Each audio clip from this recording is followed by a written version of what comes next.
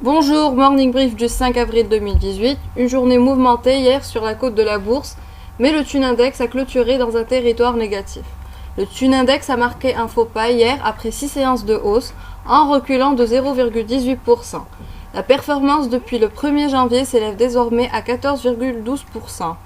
La séance d'hier a notamment été marquée par la suspension du titre Carthage Cement et l'annulation des transactions.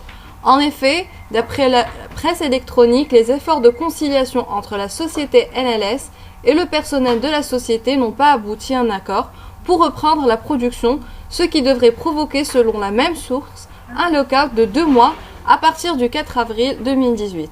On précise que le management de Carthage Cement n'a rien communiqué à ce sujet. Le deuxième fait marquant de la séance est la transaction de blocs portée sur le titre OneTech pour un montant total de 1 million de dinars. Rappelons que le titre OTH a subi un courant vendeur depuis quelques semaines, initié par le groupe Holcim. Alpha Mena est accumulé avec un target price de 15 dinars 600. 3 banques ont également animé le volume de la séance d'hier. On cite Tijeli Bank, UIB et BT.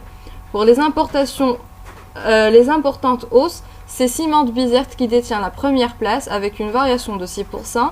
Sotetel figure en deuxième place avec une hausse de 4,18%, suivie de Pauline. Céréalis accuse une perte de 4,42%, soit la plus importante baisse de la séance. Sifat et BTE terminent également la séance dans le rouge. Côté info, l'ATB convoque ses actionnaires pour une assemblée générale ordinaire le 19 avril à 11h à l'hôtel The Residence Gamalt. Tijeli Bank annonce également une AGE ayant comme ordre du jour l'approbation d'une augmentation de capital par incorporation de réserves sans mentionner la parité de cette augmentation. L'AGE se tiendra le 20 avril à 10h au siège social de la banque. Pour la SPDIT, l'AGO a approuvé la mise en paiement d'un dividende stable en ligne avec nos attentes de 550 milli par action et ce, à compter du 19 avril 2018. Le rendement en dividende de SPDIT se chiffre à 6,4%, soit l'un des plus élevés rendements de notre couverture tunisienne.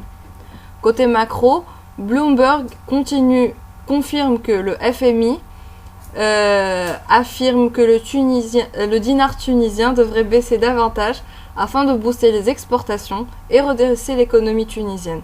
Cette vision est d'autant plus renforcée au vu de la baisse des réserves en devises à 78 jours d'importation au 3 avril 2018. Selon le chef de la mission tunisienne pour le FMI, le dinar serait surévalué de 10 à 20%.